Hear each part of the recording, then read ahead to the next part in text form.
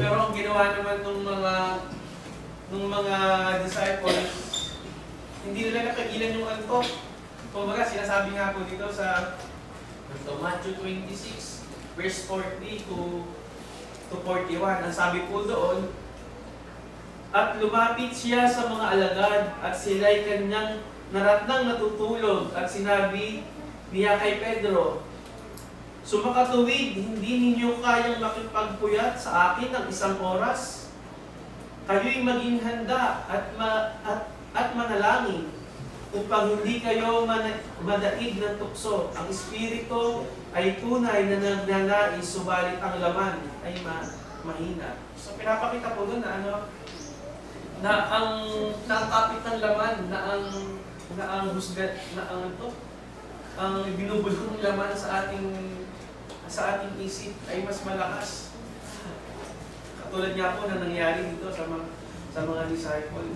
Ang sabi nga ng ating Panginoong Jesus, 1 oras lang kayong isang oras lang kayong magpupuyat, hindi niyo pa ako nasamahan. When Jesus was praying, He asked them to watch and pray, but they fell asleep. They were spiritually unalert, and so they faltered when temptation came.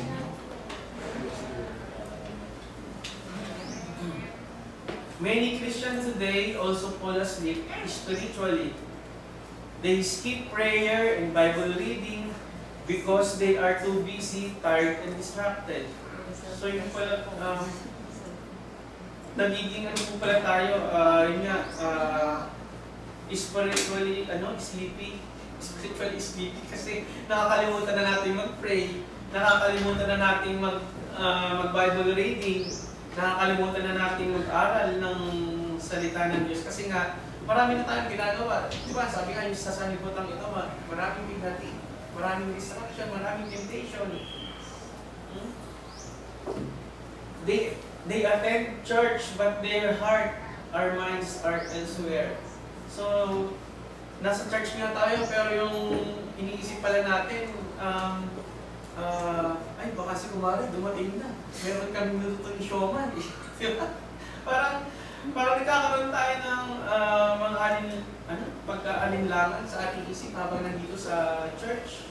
Ang dami natin iniisip. Ang sabi nga po, when temptation and trial suddenly came, they are unprepared to stand firm. Nagiging matamlay tayo. Katulad nga nung nasa picture, ang sarap ng tulog, nakakanawa pa. Lesson, just like the disciple, many Christians lost vigilance in prayer and become spiritually sleepy, making them easily target of temptation. So kapag antok pala tayo, madali tayong ng temptation, madali tayong mapapasok ng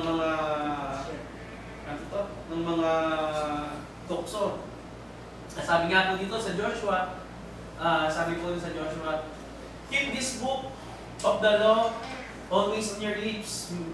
Meditate on it day and night so that you may be careful to do everything written in it.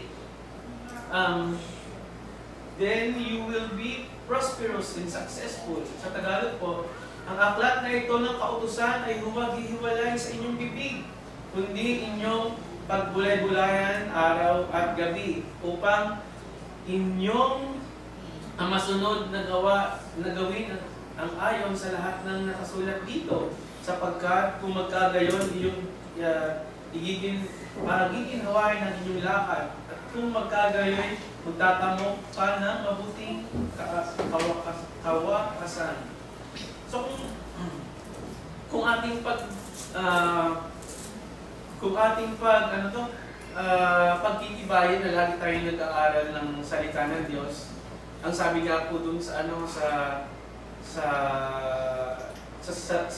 Timothy, ang pagbabasa ng salita ng Diyos ay magbibigay sa atin ng magiging sakdal tayo kapag lagi nating binabasa ang banal na kasulatan at lagi na sa atin. Sabi po dun sa 2 Timothy chapter 3 verse 16 to 17, ang lahat ng mga kasulatan ay kinasihan ng Diyos, ay ay mapapakinabangan din naman sa pagtuturo, sa pagsagsala, sa pagsaway, sa ikabututo na nasa katuwiran. At sa 17, upang ang tao ng Diyos ay maging sakdal. Yun po pala yung kagandahan na lagi tayong nagbabasa ng banal na kasulatan. Magagamit yun sa pagtuturo nga, sa pagsagsala, sa pagsaway, syempre na ating sarili. At dahil nga ang banal na kasulatan ay nakasalungat sa kagustuhan ng sanlibutan. Kaya kung tayo ay magiging masipag sa pagbabasa, ito yung magiging sakdal tayo. Sa King James, all the scripture is given by inspiration of God and is profitable for doctrine, for reproof, for correction, for instruction in righteousness, that the man of God may be perfect. So yun pala yung natin, isang paraan para maging perfect. Ang sabi nga po dun sa Matthew 5, verse 48, kayo nga yung mga sakdal, mga pakasakdal na gaya ng iyong Ama sa kalangitan.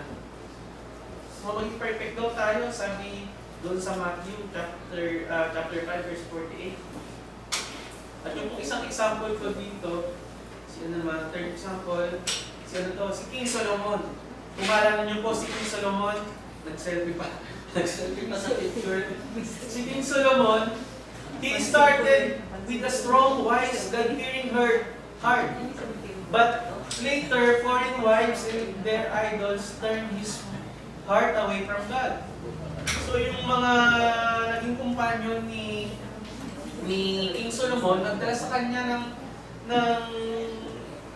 ng problema, nagdala sa kanya na lumayo siya sa Panginoong Diyos.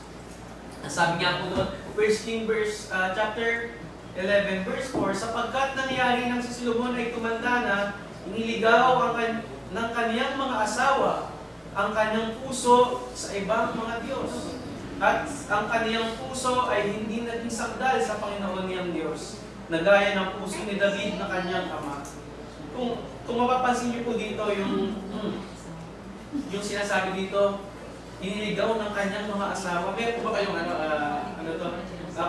kung ilan yung mga naging asawa niya?